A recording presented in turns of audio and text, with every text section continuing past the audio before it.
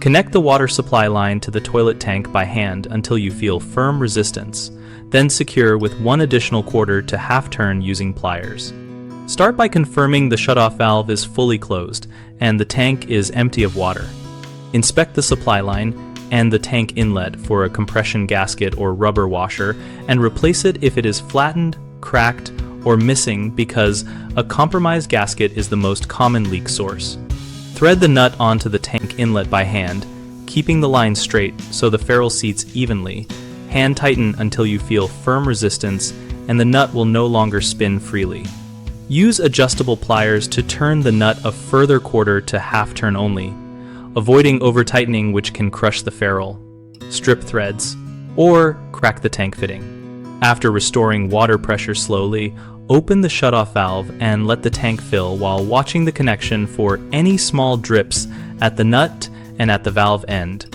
Finally, flush the toilet several times and recheck both ends of the supply line for leaks. If you see a slow drip, tighten in very small increments and replace the gasket or the entire supply line assembly if tightening does not stop the leak.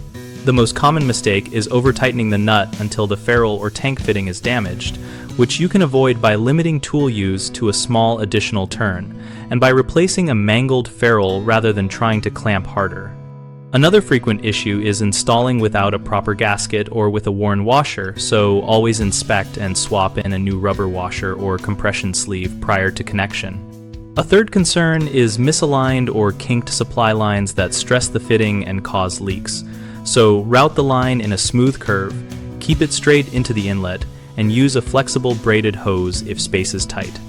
We run bighomeprojects.com to help homeowners connect with local contractors and to help contractors find work related to plumbing and other home projects.